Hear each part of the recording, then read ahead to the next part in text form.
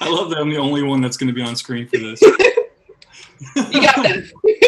All right. Okay, Doug, are you there? I'm here. I'm somewhere. Can everybody hear Doug? Can you hear me? I can hear you. Yep. Oh, good. Well, yeah. How's it going, Noah? I'm good. How are you? Good. Long time no see. Last time I saw you was in Asheville, actually, when you were playing there. Mm-hmm. So here we go. Yeah. So I guess first of all, I was wondering what the rules are with this. First of all, how do you pronounce? Is it Fante? Fante? Yeah, that's how I pronounce it. Fante. Yeah, I pronounce it Fante. But I hear Fante. I hear different ways, so I don't really know what the correct way is because it's the last name of John Fante. But I don't know, like, if that's the correct. Just the way I say it. It sounds more pretentious to say Fante, so that's the way I always say it. Totally. Yeah.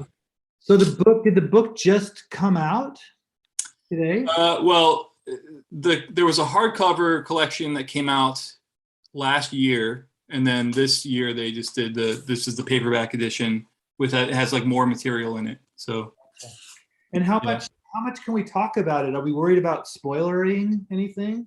I don't think so. No, I think because this is a collection of 3 books that have been out for, that have been coming out. They came out, I think, over the span of 5 years. Mm-hmm. So I think most people know what the story is. I don't worry about. And there's no big plot twist to spoil. I don't think so. It's okay. Yeah. I think that's even kind of part of what works for it is that it can be. I mean, my experience with it was like reading different parts of it at different times and not really knowing the chronology of it. And I feel like that kind of suits it in a way. And also kind of, in a way, it's sort of like made me recognize how much that happens in movies and books and in life itself, how the chronology that we think we depend on really is never there and isn't even that important, like someone, you spend years with them, and then you learn something about them that happened a long time ago, and then that informs who they are to you, but you didn't have to learn it in the right order for it to, have the meaning or whatever. Yeah. And that's kind of the thing about the way that this book is structured is that in the first part of it, you're just introduced to this guy that you don't really like. But as you keep reading, I hope that I start to reveal more things about who he is. And by the end of it, I'm hoping that people actually really like him. And that's kind of the whole twist of the book is that like it is like a real relationship in that way. Like you meet somebody who you think is just a jerk or whatever. And then as you get to know them, like as if they're a coworker or something. So you have to get to know them that, you learn more and more things about them. And then they kind of endear themselves to you. And that was the challenge with this book. Doug, did you read the books as they came out in pieces or like in different volumes? I don't even know how I read them. I can't even remember exactly how I read them, but I felt like when I read this that I had read, maybe 75% of it. And I feel like maybe I read 1 or 2 of the books and I read stuff. Where else was there stuff? I saw maybe there wasn't stuff in Blamo, was there? No, but I posted stuff on social media. I feel like I read it all though in books. Maybe were there any shorter books too of it? Yeah. There were shorter books that came out from Fantagraphics starting in 2015. I'm sorry, even shorter than those Fantagraphic books, like little things where you'd just be like 5 pages of it or something. Maybe like an excerpt somewhere, but, not like as its own thing. Well, I felt exactly like what you said. I felt like, when I went to read it, all the big book, I kind of was like, okay, this guy's a jerk. And then there's the foreword, which talks about what a jerk he is. But then it ends with him, and I can't remember right now the quote where he kind of says something pretty brilliant about, about how we're doing, the reason why we're doing this, the reason why we make art. And I can't remember the quote, and I don't want to mess it up because it's not just as mundane as I'm making it sound. It was like a really sweet, brilliant thing that he says. And so you go into the book with that in mind, that he actually says something cool to start it out. Yeah, I can't remember the quote is either. And then the other thing that makes him so redeeming is that woman, that likes him so much, who herself, is at first just like a, fuck up like him, and and then she redeems herself by becoming like, getting popular acclaim, growing her hair out. All of a sudden she's, all of a sudden take her seriously, and then the fact that she takes him seriously makes you take him seriously. Yeah, she was going through a bad time when you first meet her, but then she got her shit back together. And then the only one really that comes across looking bad is you. Yeah, that's right. Well, that's but it's not me. That's like, so I always think of it as like there's like a Fante verse. It's like this. It's like it's a different dimension where all these characters exist, and there's a different version of myself in that universe where I have like a mustache and everything, and that version of Noah is a real jerk. So, and the whole reason to do that is because when I was working on the book, people kept saying like, "Is this you? Are you Fante? Is that?" And I was like, "No, that's not me. Like, here's me right here." And also, like, you hate Fante Bukowski so much. Here's a character you can hate even more, and it's me, the author. So that was just a fun little. Gotcha. I played on the reader.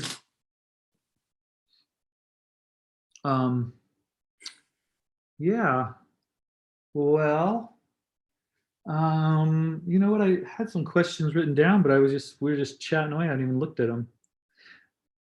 I feel like I had more questions. I feel like I had more things that I want to talk to you about yourself and comics in general than about Fante Bukowski. Sure. Yeah. I think the thing that what I most think about when I think about you, or what I'm most curious about talking to you about, is your brother and you, and just that dynamic. And there's a lot of things there to discuss. Your older brother is a DC comic artist. Yep.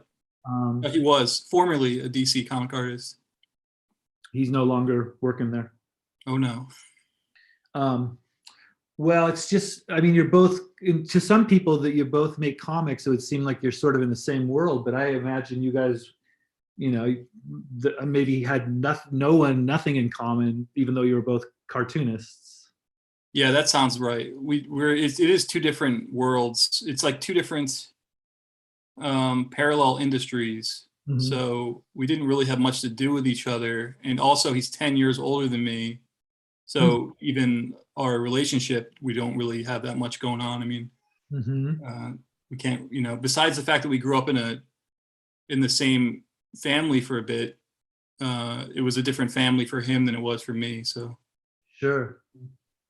And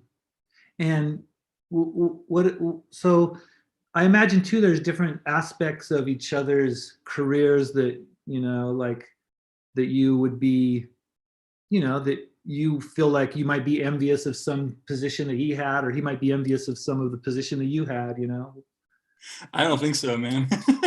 Neither way, huh? No. So he's not even a fan of any independent alternative comics at all. He just wasn't interested in that whole world, period. I have to assume he's not. No, I don't think so. Gotcha. And you never had any affection for some superheroes, some Marvel stuff when you were a little kid or anything? Well, because comics were such a big part of my family, my father got all the, basically all my brothers into it and stuff. With what? What's that? With what comics? Well, the comics that were popular in my house were like as far as like superheroes go, it was just like X-Men and Power Pack, Batman, like all that kind of stuff. But I would maybe read some of that, but I was more interested in, there was a comic series coming out when I was a kid. Of course, everybody knows it's that series Bone that Jeff Smith did. So that was coming out in single issues. I was really into that. Mm-hmm. So I read Bone, and I read like the Simpsons comics from Bongo. And I read this comic called Ralph Snart, which I could just go pick up at the corner store. So I read like really weird cartoony stuff. I wasn't ever really that into superhero comics. As an adult, like now I can kind of appreciate them, especially if I'm going through something. Like if things are bad in my life or something, I think that's when I'm most attracted to reading like old, like 1980s superhero comics, but I don't have like a big collection of them or anything. I don't, it was never something I wanted to get into as far as like drawing. Like I never had any aspirations to be a superhero comic artist. Right, and the stories and the worlds didn't interest you. You were more just into silliness and. Yeah, I don't know why it didn't appeal to me. It's the same, you know, it's weird, like video games never appealed to me either. Oh. And I remember my brothers were really into that stuff too. I just never was interested. And it was the same, like superheroes, like, I don't know. I just never, it wasn't attractive to me. Mm-hmm. Because I know Bone's kind of fantasy, you know. Mm-hmm. Was it like violent? You never were interested in violence, battling and fighting and stuff? Oh no, I like that stuff, but like Bone was just like, I think it was just more like cartoony. Like for some reason, like cartooniness attracted me more than.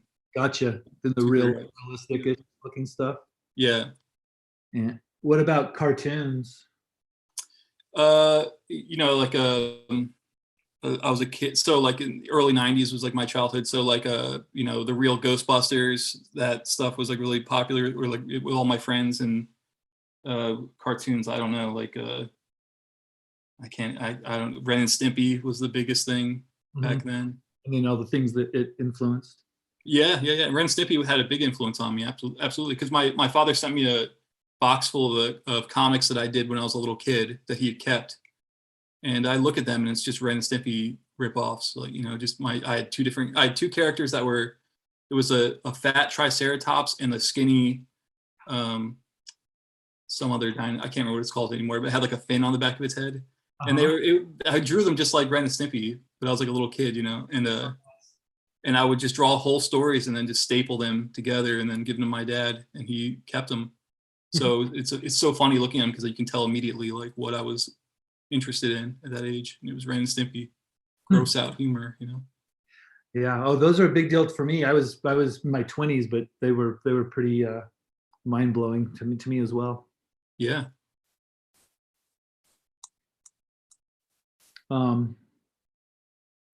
So you made comics when you were a little kid, like just as soon as you were making drawings and art, you were making comic books or comics? Yeah, because it was just it was so much a part of the environment that I was growing up in. Like it was just, that's just what you did. Like we drew because my mother was an art student, so she really encouraged us to get into art. And so I just drew and was encouraged to draw. And because comics and like storytelling, all that stuff was just like around us, you know, like literally like all over our floors and stuff. Like I just tried to draw my own comics, and yeah, and then I remember I had like a little fake company called NVS Studios, and I would just hand staple them. It's probably similar. I mean, I'm sure like a lot of comic artists have the same story, but yeah, like you're just a kid and that's when you start, and then nobody discourages you, so you just keep going until suddenly you're. Was it just you? Guy who's middle-aged and what? I'm sorry. No, go ahead. I was gonna say you and your brother did that. You have a few other brothers or sisters? Yeah. All my brother. I have 4 brothers, and they all were into comics. You know, they just didn't stick with it. That's all. Did you have some friends too growing up that made comics when you were a kid? Yeah, I had a best friend named Brenton Gelfand and Mark Nikoloff, and they were my comic buddies, and we all drew our own comics together. Like we even tried to have like a little workshop where like, you know, your job is to draw the backgrounds and then you do the speech balloons, you know, like trying to do like some kind of like fake kid version of like a Marvel comics or something.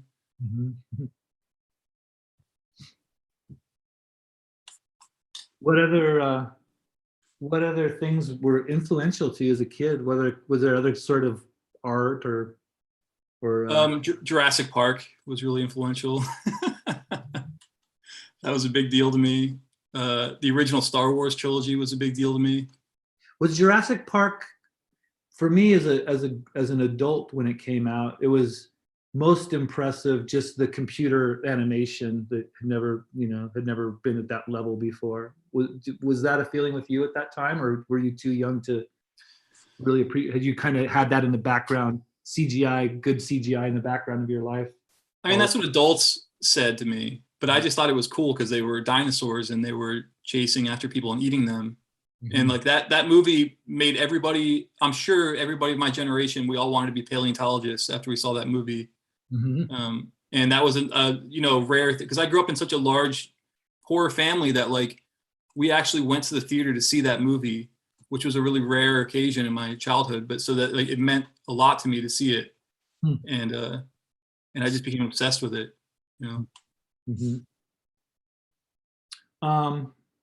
So I imagine as a kid you probably just made comics with whatever you had handy. Sometimes they're pencils, sometimes they were crayons, or you go through periods or whatever. Pen and ink. You know what I used, Doug? Do you remember that paper that was like a continuous print paper, had like little hole punches on the side, like paper, and it'd be like accordion, like an accordion thing. And I would use that, I think it was from one of my dad's printers. And then you draw a comic on it and you have to tear apart the pages and then tear off the little circles, that little part on the side, and then staple that together. Yeah, that was my art material, that, and I think crayons and pencils and Bic pens, stuff like that. You seem to still use some crayons? Yeah. In Fante Bukowski, yeah, like it's like this thing that was like a mix of a crayon and a colored pencil that they were giving away at this art booth. There was like an art material booth at a Comic-Con that I went to, and they gave away like a free sample of this thing that they had, and I just used them up. And for some reason, I used them, like I was working on Fante Bukowski when I had that stuff, so I was just using them on those pages because I wanted like a color style that would match my drawing style. And so I was looking at like, what could I do to make it like the color just enough, just the right level of messy that'll complement the drawing style, which is what I consider just the right amount of messy, So that's how I came up with that. And then is there some watercolor there as well? Yeah, watercolor, and then ink wash. And then like a layer underneath all of that of just like flat digital color, just to like boost it. What does that mean, flat digital color? Yeah, like in Photoshop, you get like a different layer, and then you just do like this person's shirt is red, and you just make it red, even though you already have it watercolored red, and it just makes it like boosts it a little bit. It makes it like brighter and more solid looking. There's a picture I remember where it's maybe Fante lying in his bed or something, and he's just got this big watercolor stain on his belly, on his shirt. Just like looks so gross. Right. So for Fante, do you have do you do something particular with your style that makes it specifically Fante? I mean, it's your style, but is it a little more sloppy, cartoony or something? It's just looser, because I always feel like, so I try to have two different ways of drawing the best I can. If I want to do like something more serious, and I try to make the drawing style a little tighter. But if it's supposed to be funny, then it's good. It works for me if it's crappy. Like if the drawing is kind of crappy, it makes it funnier to me. Like the worse that is drawn, and there's like even stuff in there in the book where I didn't want to draw a car, so I just cut out a picture of a car and pasted it in. And it's just like, it's just like a good time. Like you just like messing. I'm just messing around, and I want the reader to see that, and to feel like they're having a good time too, because they can tell I was having a good time. Nice, yeah, for sure. So Fante, I guess, is based. You say he's a little bit you. I mean, he's a little bit of everyone. Is there anyone else? Is there anyone he's kind of like looks like, or is there anyone in your life that he is based on in any way, or is it just kind of a conglomeration? Well, he's based on he is based on some people in real life, but I don't want to expose that. But it was basically when I was trying to make a name for myself in comics, I would do a lot of zine festivals and sell my self-published comics there. And there were always like really self-important, like local poets or writers or something like that were like next to me or around, around that, in that space. It's just everybody, I just felt like they took themselves really seriously. And I started, and this was, I don't think it's like this anymore, but at the time it was like Charles Bukowski was like this thing that like you had to read, like if you're in your 20s, like, and you were like a male, especially, like you had to read Charles Bukowski. It was like this like rite of passage. Yeah, but a lot of young men read it and then took it seriously as like a lifestyle. And so I would always be like in zine festivals, and there'd be these guys there that were like, the image of being this desperate writer was more important to them than actually learning how to write well.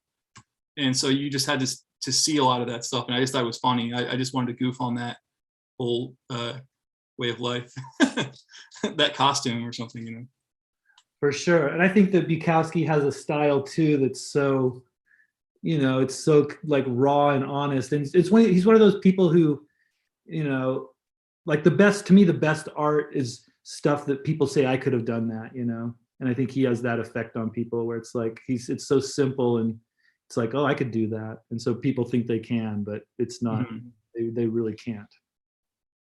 Yeah.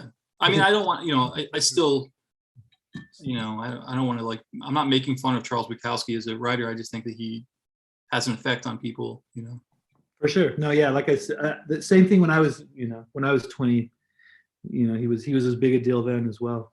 Mm-hmm.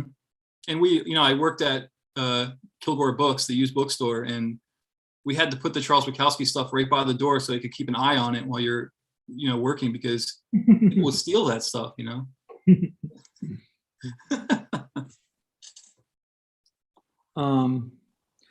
So are there specific, do you like to talk about your drawing, your pens and brushes and things like that? Is that interesting to you to talk about? Well, I don't like talking about it with anybody but you, Doug. So ask away. Well, I mean, what do you, is there something that you love, some pen that you always go to, or any supply, besides that computer paper, is there any other supplies that you always go to? I always use I use a really cheap pen called Micron. It's a Micron pen. I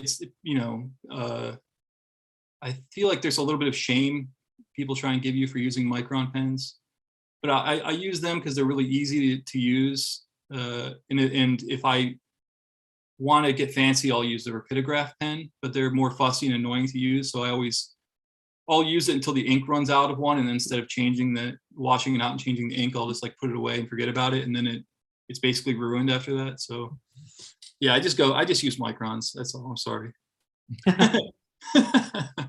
And then I don't use like any kind of like expensive art materials at all. Like all my watercolors are just like this, like 8 different colors, like a little pack you get at an art store. It's like probably for kids.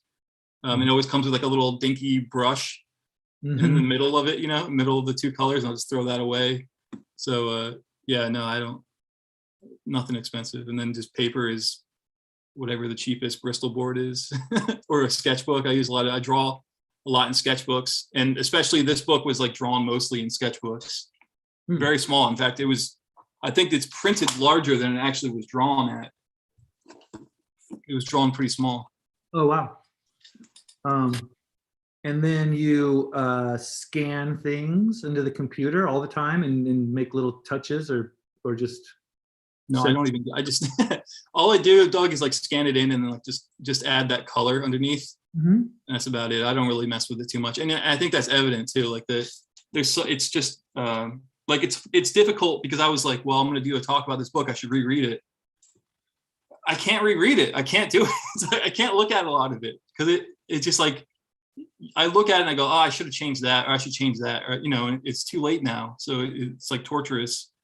I just wanted it to be like really immediate and really funny. So I didn't mess with it really at all. Mm-hmm.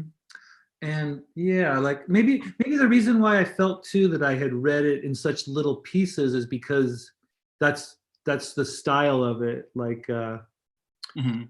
like what's that Daniel Klaus book? Wilson. No, yeah, Wilson's that way as well. Yeah, but I was thinking of Ice Haven, which is my favorite. Oh yeah, yeah. But just the whole idea of it being like they're just one-offs, and then each page is a one-off, but they're put them together and they tell a story. I guess even Peanuts and everything was doing that, but Yeah, it made it easier to just put like a title on top of some of the pages, and then just draw the page.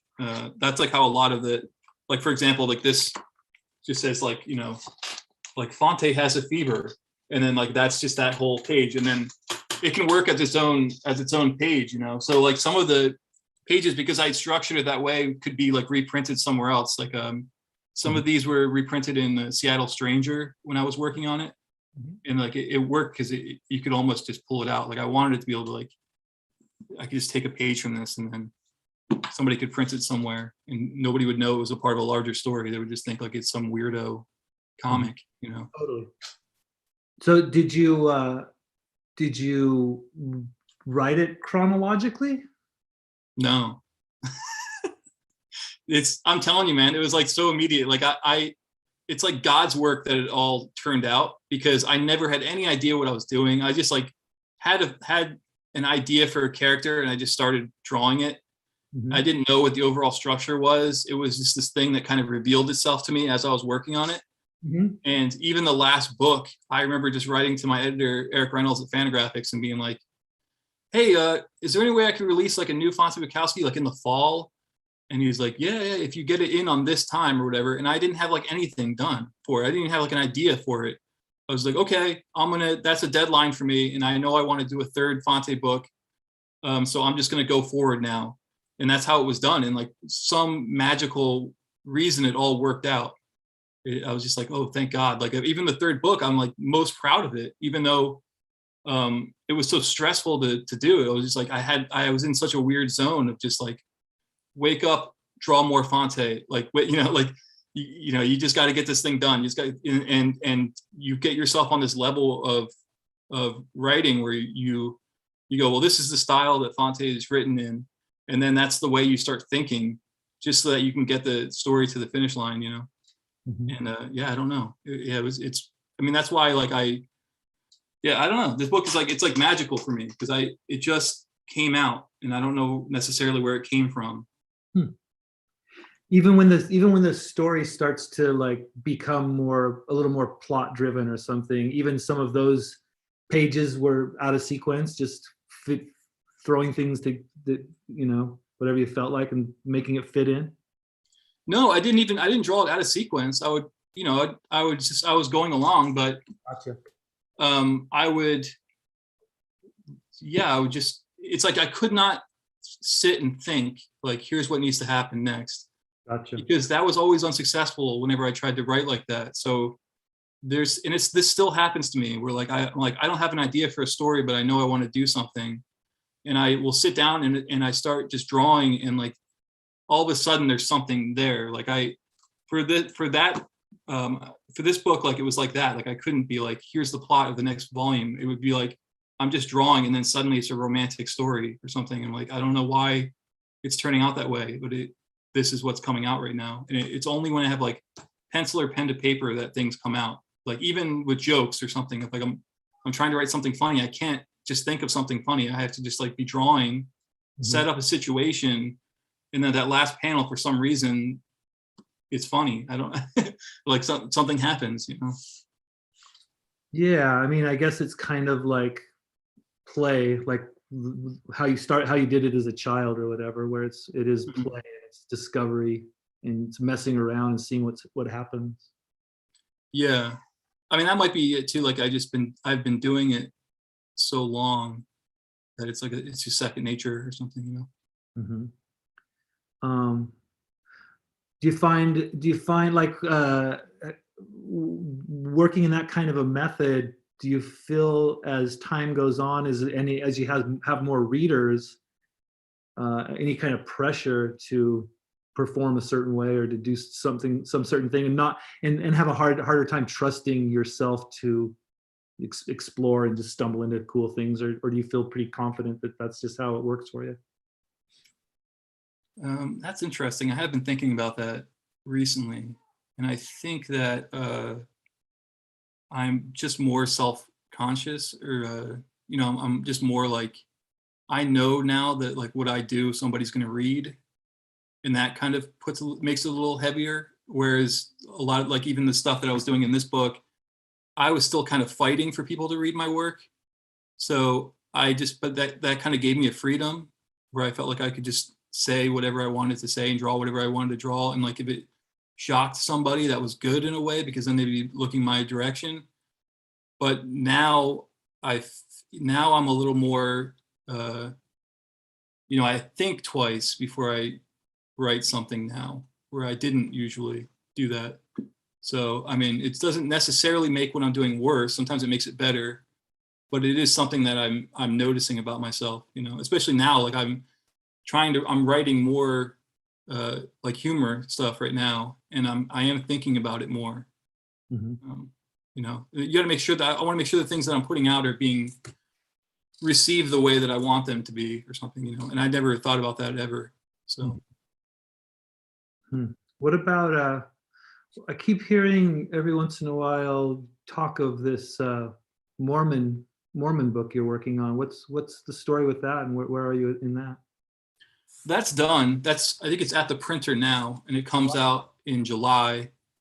I did like a 460-page graphic novel about Joseph Smith, the Mormon prophet, the LDS prophet. And so I spent 4 years working on it, just doing a lot of studying. I traveled to different sites and things like that and took notes, and then just worked like a maniac on that. And it's finally done, and it'll be out. But I mean, that was because I was raised within the church, and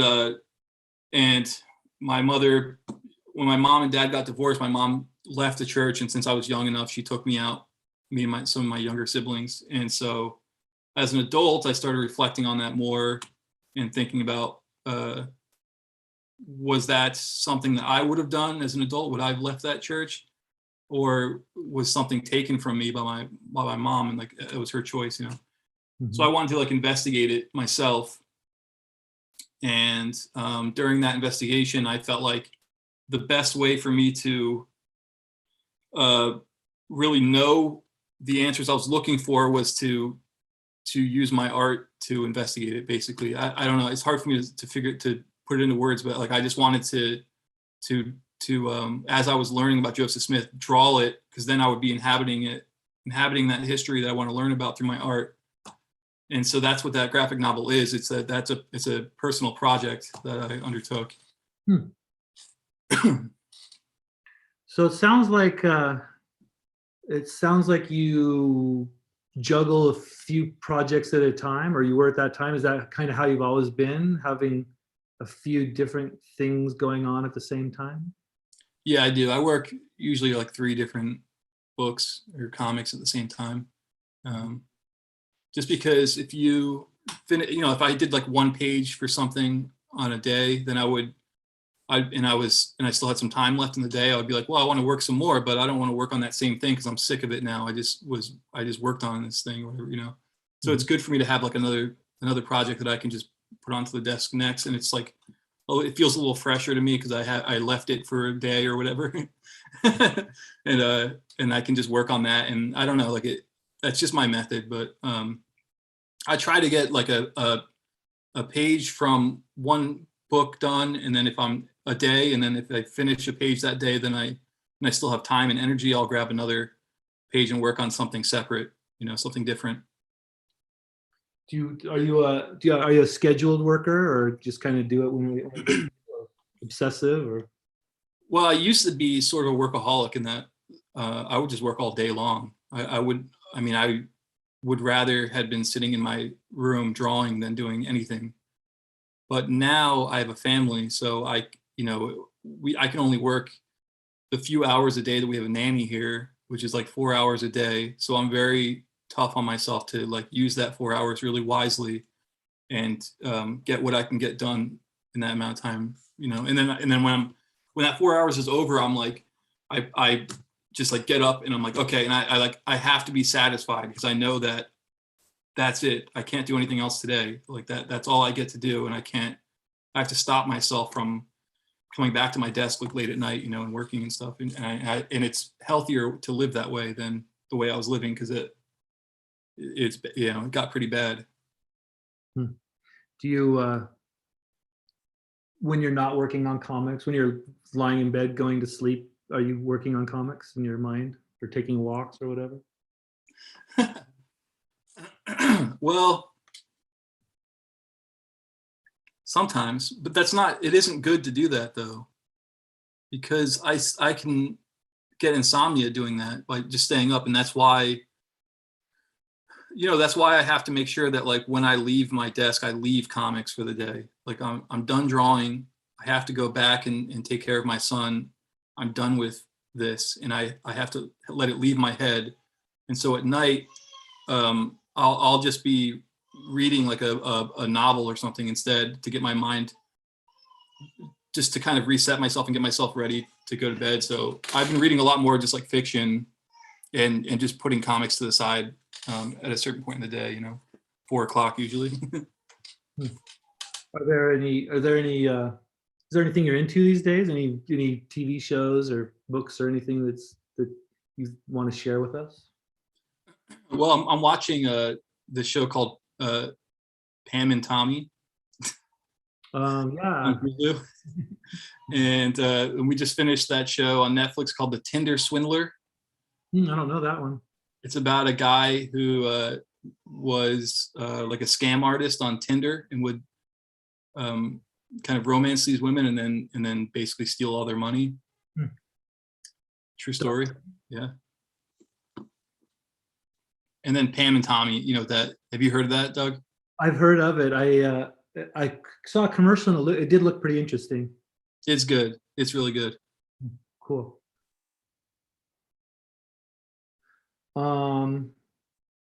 Anything you want to complain about? No. I'm pretty happy, Doug. Come on. Come on.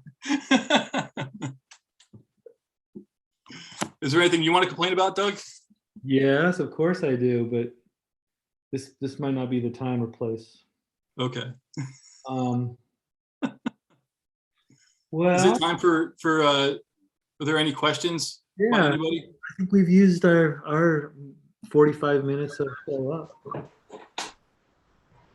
Hello again. Hi, Katie.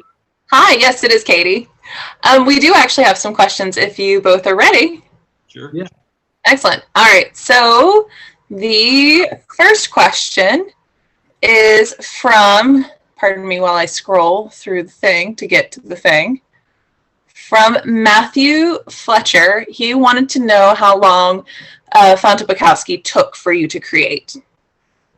Well, the complete book is about 5 years worth of work, I think. I'm almost, I think it's about 5 years. So yeah, that's, okay. And I would do a volume. I would draw one of because it's 3 volumes together. And I think I would draw one of the books just maybe 5 months or something. Okay. Hey, I wanted to mention too how much I love the covers of those sort of city lights. Oh yeah. Covers. Well, those are really gorgeous. Is that Eric Reynolds? No, it's Keely McCarthy. She was the designer at Fantagraphics that I worked with. She's awesome. Yeah, really nice. Really, really funny. Cool. Thanks. The next one is from Cody Christopherson. I said that name wrong. Don't mind me. What's the connection between Doug and Noah? I'm a fan of you both, but how are you two connected? Doug? Well, this guy, Dan Stafford, who had a bookstore in Denver called Kilgore Books, he contacted me to do an interview. and then I met him, and somehow we ended up talking about comics, and he turned me on to some of Noah's early comics, Blamo, was like an anthology style comic, and it reminded me a lot of 8 Ball by Daniel Klaus, which was my main thing when I was growing up. And I thought it was hilarious, and it's just like a bunch of little short things. Yeah, that's how I became a fan of Noah's. And then we met each other whenever you'd come through town, wherever I was living. We would always get together after that. Very cool. Stupid question from me. Who's your favorite Ghostbuster? That's a great question. That's difficult. You know, I just watched that last Ghostbusters movie too. Really? Did you like it? Sorry, that's not pertaining to your event. Never mind. Yeah, I did like it actually. It was good. Yeah. I love all Ghostbusters stuff. I don't really know if I have a favorite one though. Valid. Okay, that's the only answer, honestly, for me. Egon. Come on, give him a little more time. Let me think about it. Yeah. The next one is from Nick Thorkelson. Miss. I'm so sorry, everyone. I'm butchering your names. I apologize. Is Fante an alcoholic? He's not. He's posing as an alcoholic. Does that play into the whole Bukowski persona that young men like to adopt after they've read Bukowski? I think so. Yeah. Yeah. That makes sense. I mean, I like Bukowski too. Romanticizing alcoholism is like the most horrible thing. Oh my God, yes. It's so true. Yeah. All right. Let's see. The other one is, do you want to talk about your other cartoon that is coming out, your collection of comics coming out in July as a cartoonist? Yeah. So that's a collection of stories that like autobiographical comics that all kind of tell one story when they're all collected. So they were all published in anthologies, but I wanted to put them all together as one book because if you read them all as one story, it makes one bigger story. So that's a book that's coming out from Fantagraphics in, I don't know when, May maybe, or sometime in the summer. Mm-hmm. I think it's July. Oh, I heard Doug. Oh, sorry. I just wanted to. I was curious. I assume, but I'm not sure that there's a nod to Woody Allen throughout that comic, or if that was your own thing, and you just have never even, you're not even familiar with Woody Allen. Which comic? As an artist. Oh, as a cartoonist? As a cartoonist, yeah. All the people telling you that they like the. Oh yeah. Well, it's based off Stardust Memories, which was not making fun of, but which was like a homage to. Now I forgot. I can't believe I just forgot the movie. 9.5. Yeah, 9.5. So I thought it was funny, like to do like a third homage, but just based off like a comic version, but it'd be like a third, like Link or something. I don't know. It was just a funny idea. Plus, it's and it's also sort of, what's going on too. People, it's a less funny comic than your real comics. That's right. This one is from a bunch of letters. So, did you like telling the longer stories over the 3 Fante books compared to the shorter stories from titles like Moment, Now, or for an issue of Blamo? Yeah, Fante, it's the most satisfying thing. One of the most satisfying comics I ever put together. Yeah, absolutely. Beats all of them. Do you think that Fante would be a fan of Built to Spill? Yeah, I think he would be. I think he would love you. Aw. No idea what that means, but I'll take it. And then someone has asked, Noah, what's your favorite Built to Spill album and song? Oh, God. I don't have a favorite. What's my... I don't know. Don't put me on the spot like that. It's terrible. Okay. Totally fair. We will skip to, somebody was asking about your process, kind of from the inception of the idea to how you created your stories, then your characters, and then the materials, and how you sort of like went through the question's fairly long, so that's why I'm trying to summarize it. Just how you went from the inception of the idea to the finished product, which you've covered a little bit of, but. Yeah, well, so the first Fante Bukowski section, the first book that's in that book was drawn in a sketchbook, just based off of an idea of like, I'm going to lampoon these kind of people that I see a lot. And I had just basically, I just did like some goofy comic in a sketchbook, and then I was working at a Panera Bread at the time, so like every time I had like a half-hour break, I would sit down with some receipt paper and try and draw like another funny thing with this character that I was making fun of. So I just had a whole bunch of receipt paper, which is all, I saved all of that stuff, and even the sketchbook that I drew it in. And it's all like at the Billy Ireland's cartoon library in OSU.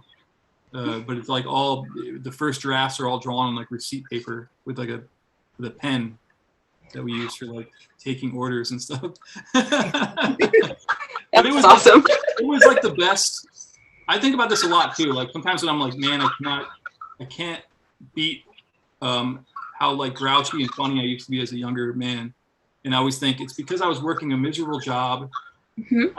I was like very like nihilistic, and I just felt like it didn't matter. And I'm like, maybe I should just get like a job again where like that, where like it just makes you hate yourself, and then you just become really funny or something. You know, it's like a survival mechanism. Yeah, it's really true. Nothing like working in a sandwich shop to bring out your inner angst. Oh yeah, it's terrible. Oh yeah, I did that one time. It was awful. Oh yeah, I did it for like 7 years. Oh yeah, no, I only did it for 3, so you have me beat. Yeah. What's the balance of the universe? Is it? Yeah, definitely. Like the people that are suffering are, you know, have greater souls than the people who are comfortable. Yeah. Yeah, that is actually very true. So the last question we have is from Matthew Fletcher again, and he asked if you wanted to read their zine. Yeah, of course I do. Cool. Yeah, get in contact with me on Instagram. Are you there? I'm here. Okay. Everything froze, and then I tried to back out because I was going to be subtle about it, and that didn't work. Okay. That's how technology works today. Yeah, it's a weird day. So unless Doug has any more questions from beyond, or you have any more thoughts or feelings, I think we're about done. No, I got nothing. Doug, you got anything? Yeah. I have even less than that. Okay. Impressive. Well, again, thank you everybody so much for joining us this evening and for putting up for the random technical difficulties that we had. Remember, you can purchase the book from us. You can also purchase it from your favorite indie and help support an amazing artist and author, and also an amazing comic book company. So thank you again. We really appreciate it, and have a wonderful evening. Bye. Bye. Bye. Bye. Bye. Comic.